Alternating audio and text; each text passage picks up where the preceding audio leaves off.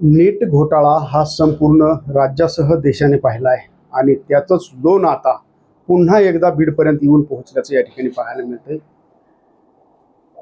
काल निकाल लागला आणि काही विद्यार्थ्यांना चांगले मार्क पडले, तर काही विद्यार्थ्यांना त्यांनी जे उत्तरपत्रिका सोडवली, प्रश्नपत्रिका सोडवली, त्याप्रमाणे त्यांचा स्कोअर जो होता त्याप्रमाणे मार्क मिळाले नाहीत.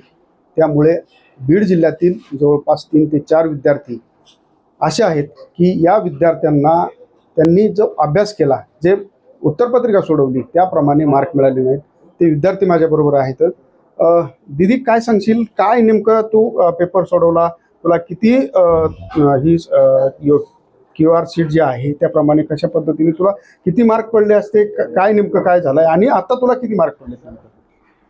जेव्हा मी नीटचा पेपर झाला 3 मेला, त्या 3 मेच्या एक्झाममध्ये मला 630 मार्क्स आले.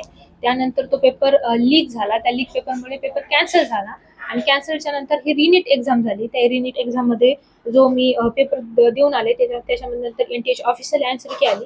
त्या ऑफिशियल आन्सर कीनुसार जेव्हा मी चेक केलं त्याच्यामध्ये मला 702 मार्क्स येत होते. पण नंतर जी OMR आली, त्या OMR ती पूर्ण चुकीची होती. ही जी OMR आहे ती फिल केलेली माझी नाही आहे. बाकीचे जे साईड अप आहे ते सगळं बरोबर आहे माझे, म्हणजे मधलं जे फिल केलेलं आहे ते माझं नाहीये, हे मी गॅरंटीने सांगू शकते. आणि त्याच्यानंतर आपल्याला जो चॅलेंजेससाठी आपल्याला टाइम दिला होता त्यांनी, तो 2 दिवसाचा होता, 13 ते 15 जुलै सकाळी 11 वाजेपर्यंत. पण मला OMR जी आहे ती संध्याकाळी आली 10:30 वाजता आणि त्यानंतर त्यांनी लगेच ती OMR डिलीट केली. मग नंतर त्यानंतर 12 तासाने आपल्याला डायरेक्ट हे रिझल्ट आला आणि त्या रिझल्टमध्ये मला फक्त 87 मार्क होते. ते मार्क मला अजिबात एक्सपेक्ट नव्हते, कारण मी जो पेपर चेक केलेला NTH ऑफिशियल आन्सर कीनुसार त्याच्यामध्ये मला 702 मार्क्स येत होते आणि ते बरोबर ॲक्युरेट मार्क्स होते. कुठे घाटाघोट किंवा काही चूक सुद्धा नव्हती त्याच्यामध्ये. मग नंतर जी माझी आन्सर की आहे त्याच्यामध्ये मला फक्त 87 मार्क कसं काय येऊ शकतात, हा प्रश्न आहे मला सरकारला. आणि जी OMR आहे ती OMR सुद्धा पूर्ण चुकीची आहे. ही जी OMR आहे नेमकी तू सोडवलेले प्रश्न नाहीत, तुझी सही नाही आहे असं तुझं म्हणणं आहे? हां, सही माझी आहे बरोबर, पूर्ण रोल नंबर माझा आहे, टेक्स्ट बुकलेट नंबर सगळं माझंच आहे, पण हे जे मधलं फिल केलेलं आहे ते माझं नाही. अच्छा, तू सोडवलेले प्रश्न जे आहेत ते तुझे नाही आहेत.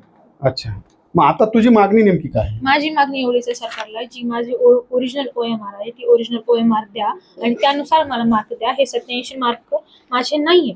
मला जी माझी ओरिजिनल. तुला आता किती मार्क अपेक्षित होते या OMR नुसार आणि तुला आता किती पडले? तर मला अपेक्षित मार्क 702 होते, पण मला आन्सर की पूर्ण उलटी आलेली. मला फक्त 87 मार्क आलेले आहेत. जे मला 702 मार्क्स यायला हवे होते त्याच्यामधून फक्त 87 मार्क्स मला आलेले आहेत. अत्यंत हा एक घोटाळा या ठिकाणी पाहायला मिळतोय.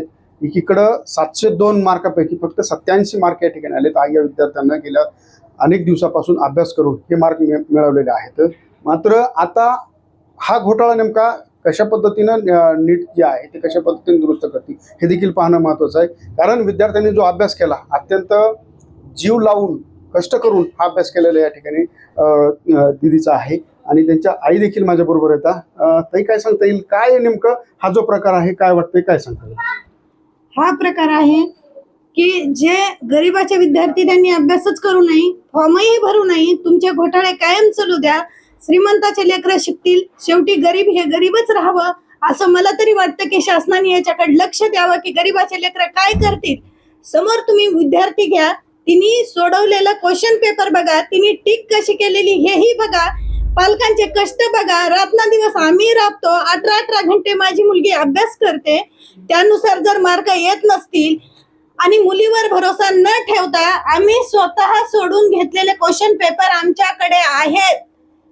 थोडे नाही, जवळपास वर्षभराच्या 250च्या जवळपास माझ्याकडे हे आन्सर शीट आहेत.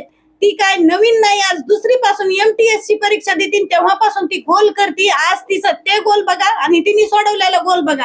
आजही माझी अपेक्षा आहे की तिचे प्रश्न पूर्ण चेक करावे, त्यांनी तिला विचारावं, तिने आन्सर नाही दिलं तर मला सांगा, कारण मी फुल गॅरंटी देते माझ्या लेकरांनी 100% अभ्यास केलेला आहे. माझ्या लेकरांनी 18 घंटे अभ्यास केलेला आहे. आता या संदर्भामध्ये नेमकी तुमची मागणी काय? आता माझी एकच मागणी आहे, माझ्या मुलीमध्ये जो बदल झालेला आहे तो माझी जशी OMR शीट तिने सोडवली तिच्या ह्याच्यामध्ये स्वतःच्या हाताने, त्याच पद्धतीने ती OMR शीट आम्हाला पाहायला द्यावी. जी ओरिजिनल OMR शीट आहे ती आम्हाला पाहण्यास द्यावी आणि तेच मार्क आम्हाला मिळत अशी त्यांची या ठिकाणी मागणी. त्यांचे वडील देखील आहेत. काय सांगता येईल, मुलीने अभ्यास केला, एवढे मोठे मार्क मिळावेत ही अपेक्षा होती. तिने 702 मार्काचा स्कोर या ठिकाणी तिच्या म्हणण्यानुसार पडला गेला. मात्र 87 मार्क पडले. ते एक वडील या नात्याने काय वाटतं? 87 मार्क हे अनपेक्षित आहेत. 702 पैकी 87 जर येत असतील ती OMR काय कामाची? OMR शीट पूर्ण टोटल फ्रॉड आहे, त्याच्यामध्ये पूर्ण चुकीची आहे. आणि महाराष्ट्र शासन, शिक्षण मंत्री, पूर्ण सरकारला माझी एकच विनंती आहे की माझ्या मुलीने जी OMR शीट फिल केलेली आहे ती आम्हाला लाईव्हमध्ये दाखवण्यात यावी, एवढीच नम्र विनंती. आता एकीकडे पाहिलं तर ज्या नीट परीक्षेसाठी सोनम वांचूक जे आहेत ते आंदोलनासाठी जंतर मंतरवर बसले होते. आता सरकारनं त्यांना त्या ठिकाणाहून उचललं देखील आहे. तुम्हाला काय वाटतं, काय नेमका हा घोटाळा कसा आहे? नाही, शासनाकडे तुम्ही उपोषण करा, काही कुठलाच न्याय भेटणार नाही. प्रत्येक जण शासन काय करणार, उपोषण बसले की त्यांना 4 दिवस 8 दिवस ठेवते, परत त्यांचेच माणसं त्यांना उचलायला सांगते. आता नेमकी काय तुमची मागणी? या घोटाळ्यासंदर्भात जो व्यक्ती आंदोलन करतो त्याला या ठिकाणी सरकार आंदोलन दडपण्याचा या ठिकाणी प्रयत्न करते, काय वाटतं? NTA तर पूर्ण चुकीचीच आहे ही. आणि दुसरी कोणती एजन्सी जर असेल तर पूर्ण हे जे आहे ह्याच्यामध्ये असं चुकीचा प्रकार होऊ नये.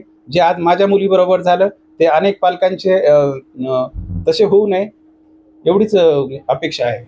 नक्कीच आपण पाहिलं तर हा बीड जिल्ह्यातील जो प्रकार आहे तो अत्यंत धक्कादायक प्रकार आहे. 702 मार्क असताना देखील 87 स्कोअर आलेला आहे. त्यामुळे या मुलीला आता धक्का बसला. गेले अनेक दिवसापासून अत्यंत जिकिरीने अभ्यास करून हे मार्क या ठिकाणी मिळवले होते आणि पहिल्यांदा नीट परीक्षा रद्द झाल्यानंतर पुन्हा दुसऱ्यांदा विद्यार्थ्यांना परीक्षा द्यावी लागली. त्यानंतर देखील असे जर प्रकार होत असतील तर नीट जी आहे ती नेमकं विद्यार्थ्यांची ही सचलपाट कधी थांबवणार हे देखील पाहणं तितकंच महत्त्वाचं ठरणार आहे. हरिदास तावरे, लोकशाही मराठी, बीड. लोकशाही मराठी, ऐका, पहा, जागरूक रहा.